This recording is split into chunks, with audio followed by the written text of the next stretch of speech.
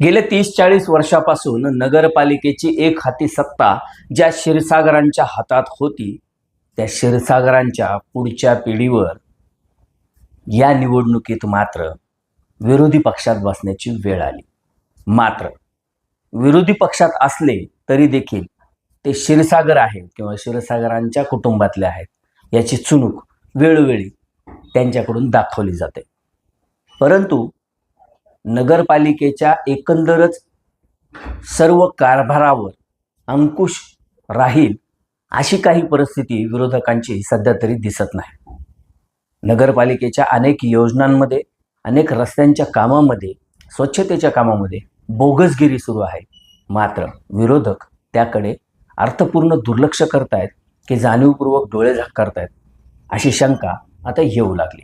या सगळ्या विषयावर आपण पुढील काही वेळात बोलणार आहोत. तेव्हा कुठेही जाऊ नका. न्यूज अँड व्ह्यूजचे व्हिडिओ आवडत असल्यास लाईक करायला, शेअर करायला आणि न्यूज अँड व्ह्यूज या यूट्यूब चॅनलला सबस्क्राईब करायला विसरू नका. नमस्कार, मी लक्ष्मीकांत रुईकर. न्यूज अँड व्ह्यूजमध्ये आपल्या सर्वांचं स्वागत. डॉक्टर सारिका क्षीरसागर, योगेश क्षीरसागर यांच्या पत्नी, एक निष्णात शल्यचिकित्सक, त्याचसोबत माजी खासदार केशरबाई क्षीरसागर यांच्या नातसून, माजी नगराध्यक्ष डॉक्टर भारतभूषण क्षीरसागर आणि डॉक्टर दीपा क्षीरसागर यांच्या सूनबाई आणि युवा नेते योगेश क्षीरसागर यांच्या धर्मपत्नी.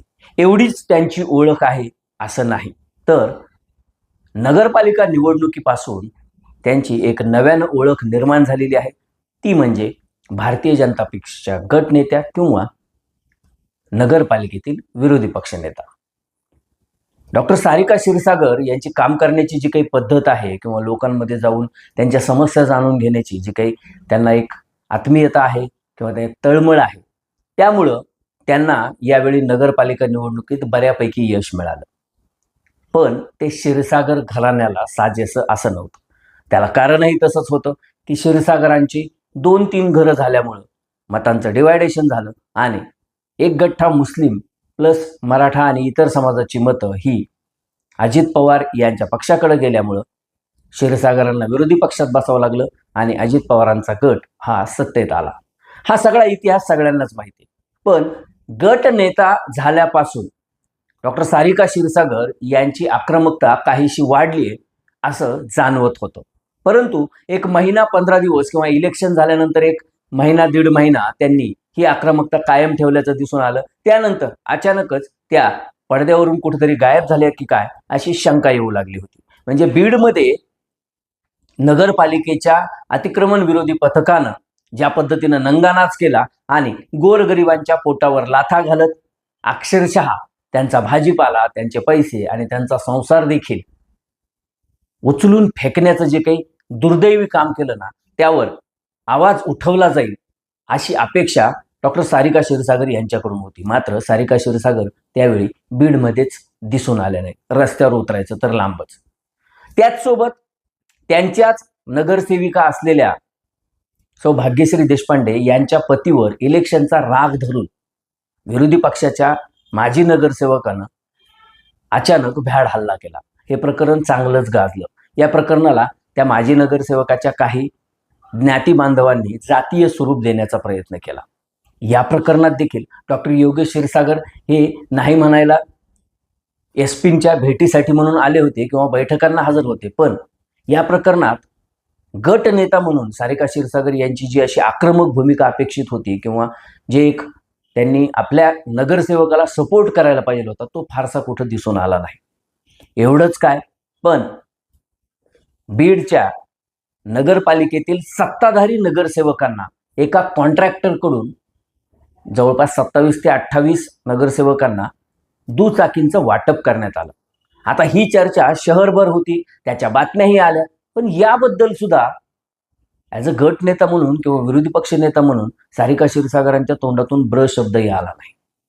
म्हणजे अशी अनेक उदाहरणं आहेत की ज्यावेळी गट नेता किंवा विरोधी पक्ष नेता हा ब्र शब्द काढण्याच्या ऐवजी गप्प बसून असल्याचं दिसून आलं. मग त्या पाठीमागची कारणं काय होती, काय नव्हती, ही त्यांनाच माहीत. म्हणजे हे सगळं आम्ही जे सांगतोय ना, ते काल एक छोटीशी घटना नगरपालिकेत घडली, अत्यंत छोटीशीच म्हणायला पाहिजे. की नगरपालिकेच्या सत्ताधारी आणि विरोधी पक्षातील सर्वच नगरसेवकांना सर्वसाधारण बैठकीचा अजेंडा हा छापील स्वरूपात, प्रिंट स्वरूपात उपलब्ध करून द्यावा आणि तो न दिल्यामुळं ही सभा तहकूब करावी किंवा पुढे ढकलावी अशी मागणी विरोधी पक्षानं केली आणि ती मागणी मान्य करत सत्ताधाऱ्यांनी आणि मुख्याधिकाऱ्यांनी 4 दिवसानंतर ही सभा आयोजित केलेली आहे. तसं पाहिलं तर खूप छोटा मुद्दा आहे, पण त्याला क्षीरसागरांच्या गटनेत्यांनी मोठं बनवलं. निश्चितपणे हरकत नाही, म्हणजे त्यांनी एक जबाबदार विरोधी पक्ष म्हणून जे काम केलंय त्याचं कौतुकच करायला पाहिजे. पण तुम्ही सर्वसाधारण सभेचे मिनिट्स किंवा सर्वसाधारण सभेचे जे विषय आहेत किंवा त्याचा जो काही अजेंडा आहे तो उपलब्ध करून दिला नाही, म्हणून ज्या पद्धतीनं प्रशासनाला धारेवर धरलं आणि ही बैठक तहकूब करण्यास भाग पाडलं किंवा पुढे ढकलण्यास भाग पाडलं ना, तसं बीड शहरातील 30 रस्त्यांची कामं ही एप्रिल 2026ला टेंडर काढून मंजूर करण्यात आली. ही सगळीच्या सगळी कामं एकाच सीताई कन्स्ट्रक्शन नावाच्या गुत्तेदाराला देण्यात आली. हा गुत्तेदार खरोखरच त्यासाठी इलिजिबल होता का? त्याच्याकडे तेवढं मनुष्यबळ आहे का? तेवढी यंत्रसामुग्री आहे का? आणि तोच एकटा L1 कस काय ठरला? इतर कुठं कॉम्पिटिशन झालंच नाही का? असे कुठलेच प्रश्न या गटनेत्यांना किंवा विरोधी पक्षातल्या नगरसेवकांना पडले नाहीत का? की सगळ्यांनीच मिळून हे टेंडर वाटून घेतलं होतं अशी आता चर्चा बीडमध्ये सुरू झाली. बरं, एप्रिल महिन्यामध्ये जर का हे टेंडर फायनल झालं, सीताई कन्स्ट्रक्शनला ते मिळालं, लिगल मिळालं, इलिगल मिळालं, तो नंतरचा पार्ट आहे. त्या बाबतीत तक्रारी होतील, त्याची चौकशी होईल, जिल्हाधिकाऱ्यांपर्यंत सुद्धा हे प्रकरण गेलेलं. पण एप्रिल, मे, जून आणि जुलै या 4 महिन्याच्या काळामध्ये फक्त 3 ते 4 रस्ते, फार फार तर 5 रस्त्यांचं काम सुरू झालेलं आहे. त्यातले काही रस्ते फक्त नारळ फोडण्यापुरते सुरू झाले आणि नंतर ते बंद पडले. सहयोगनगर ज्या भागात प्रेस लाईन आहे तिथले मार्कआउट बदलले गेले. हे गटनेत्यांच्या लक्षात आलं नाही का? पेपर वाचत नाहीत का? त्या सोशल मीडियावर ऍक्टिव्ह नसतात का? मग जर का असतील तर त्यांना हे माहीत नाही का की बीड शहरातील जी प्रेस लाईन आहे तिथं मार्कआउट बदललं गेलंय. नाली जी आहे ती इकडे तिकडे वळवण्यात आलेली आहे. मग जर का सत्ताधाऱ्यांवर तुम्हाला अंकुश ठेवायचा असेल तर अशा छोट्या छोट्या गोष्टीवर सुद्धा लक्ष द्यावं लागेल. पण दिलं गेलं का? बिलकुल नाही. राजुरी वेस ते कबाड गल्ली ते माळी वेस हा जो रस्ता आहे या रस्त्यावर 2-2.25 कोटी रुपये खर्च होणार आहेत आणि या रस्त्याची नाली बांधकाम झाल्यानंतर 4थ्या दिवशी नाली पडली. याकडे यांचं लक्ष नाहीये का? निश्चितपणे त्यांनी लक्ष देणं गरजेचं आहे. छत्रपती शिवाजी महाराज यांचा पुतळा ते जिल्हा परिषदचं गेट इथपर्यंतचा रस्ता हा पूर्ण झालेला आहे, पण तिथून पुढचा 120 मीटरचा रस्ता 1.25 कोटी रुपये त्यावर खर्च होतोय. सोन्याचा रस्ता केला जातोय का? याचा जाब कोण विचारणार? सारिका क्षीरसागरांना हा जाब विचारण्यास वेळ नाहीये का? एवढंच कशाला, डॉक्टर लाईनला डॉक्टर बारकुल हॉस्पिटल किंवा त्याच्या शेजारी असलेलं शहाणे हॉस्पिटल असेल किंवा इकडं आदर्शनगरमध्ये निघणारे हॉस्पिटल्स असतील, हा जो मधला तहसीलच्या पाठीमागचा रस्ता आहे तो रस्ता देखील एप्रिलमध्ये मंजूर झालाय. मग अद्यापपर्यंत त्याचं काम का नाही सुरू झालं?